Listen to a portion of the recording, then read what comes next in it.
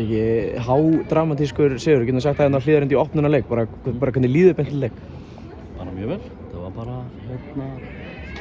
frábær sigur, karakter lenda undir og koma tilbaka og gjörsamlega taka yfir hérna leikinn í seinni hálfleik. Mér fannst fyrstu 25-30 mínútur í seinni hálfleik við bara vera miklu betri aðilinn og svo svona missum við aðeins tökin á þessu síðustu 15 og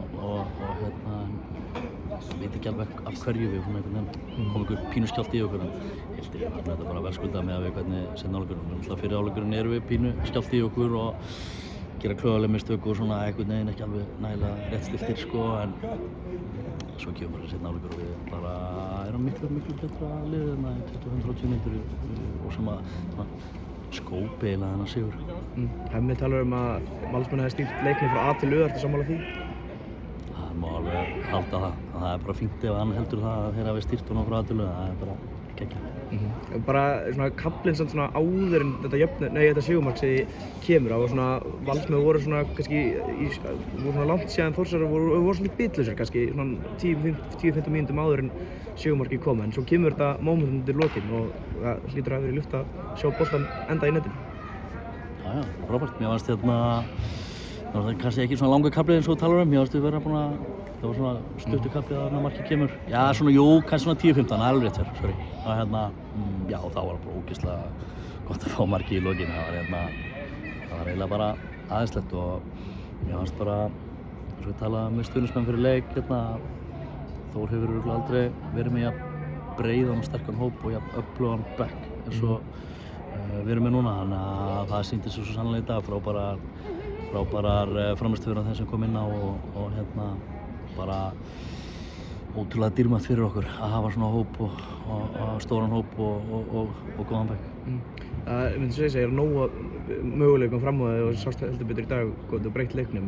Mikið verið talað um svona varnarbreytina og svona markmannsstöðuna líka. Aron gerir sér þetta sekan mistök hér, gerir sér sekan mistök líka í leikum og defum minnum mig. Er það eitthvað sem er verið að horfa í að fá inn annan markmann? Annan markmann? Já. Nei, svo sannlega ekki. Ég held að hann hafi verið besti leikmannur okkar í alla vetur. Þeir eru auðvitað frábærlegir í lokin líka, mjög ekki taka. Já, bara stórkostlegur.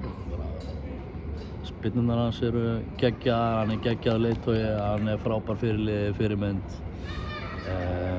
Komur á stóra sviðið fyrsti leikur, gerir mistök sem kostar mark. Geggjaður gæi og ég þurfti að vera eitthvað ruglaður ef ég ætla að skipta markmann. Verður þetta partí svona bara í allt sumar eða? Nei, við erum að passa okkur líka bara ekki að eitthvað upp í skýi núna. Við bara unnum fyrsta leik og við erum komin í efstu deild til þess að vinna einhverja leiki, þannig að við gerum okkur bara grein fyrir þetta bara rétt að byrja og bara geggjað að fá fyrsta sigurinn strax og þessi leikur er frá einhvern veginn og mér fannst leiðið líka svona herður, svo ég sagði hálfleik, þú veist, nú bara fyrsti hálfleikurinn frá og nú erum við bara klárið seinna hálfleik, tökum bara yfir þetta og vinnum þennan leik og bara gerum það. Það gerist.